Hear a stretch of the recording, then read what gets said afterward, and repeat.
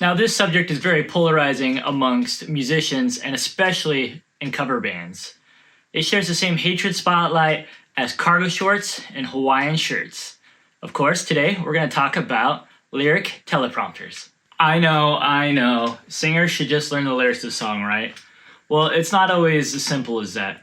Sometimes you may have a sub, sometimes your singer may be brand new, and other times with cover bands, you have hundreds of songs in your library of songs you know how to play, and occasionally you get a request for one that you haven't done in a long time, and the song kicks off and you have no idea how the lyrics go. That's when a teleprompter can come in quite handy. I think a lot of the hate that the teleprompter or iPads get is the execution. A lot of times it'll be just like the situation here where you have a single mic stand with your mic on top and you have an iPad holder way up high. What this does is it creates a podium of sorts for your singer to hide behind. Now, what's even worse is when the singer just constantly stares at the iPad instead of engaging with the crowd, and you can watch them flick up as they scroll to find the next lyric. I did some research on cover band forums, cover band Facebook groups, and then I looked at professionals to see what they actually use. A lot of times they build a custom wedge on the ground with a screen in it, and that creates their teleprompter. Now, the cost for these online seems to run about $1,000, which is actually on par for all the equipment that you get.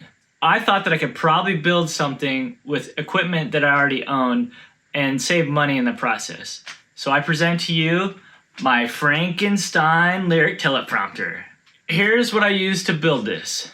I got an old blown stage wedge from one of my friends. I took out all the electronics and pulled the speaker out and gutted the entire thing. This isn't in perfect shape and the carpet has seen better days, but I can fix that later if I want to. Now for a screen, you don't need anything too fancy. We used an old computer monitor that we had laying around. We ended up finding one that had HDMI, which made this a lot easier. I did pull off the base so it would fit into the wedge a lot nicer. Now for the brains for the unit, I looked at using an old computer or maybe even an old laptop that wasn't working as well. But what I ended up going with was one of our old iPads. In this case, since you won't be reading the text off the iPad, the size of the screen doesn't matter at all. The software that we ended up going with was an app called Band Helper, and we were already using it in our band. It has great features such as throwing your lyrics in there. You can make your set lists. You can also share your set lists. You can make your calendar. You can keep track of finances. You can run MIDI. There's a million things you can do with it, and we barely touched the surface. But for what we're just going to use it for today, it's just going to be the lyric teleprompter.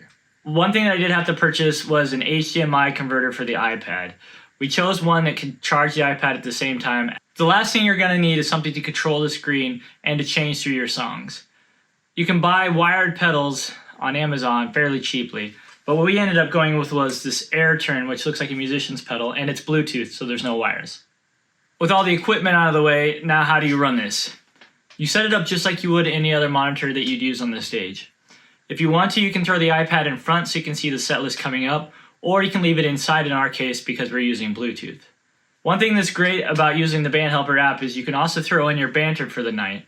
While you don't want to throw in all your jokes and stuff because it's going to sound like it's not genuine, you can throw in names so that if you're terrible at remembering names, you don't mess them up throughout the night. One cool feature that came out of this, because I used a hollowed out shell, is that now it becomes storage, and we decided to throw all of our 1/4-inch instrument cables in there, and that way they're all together and we can store them easy.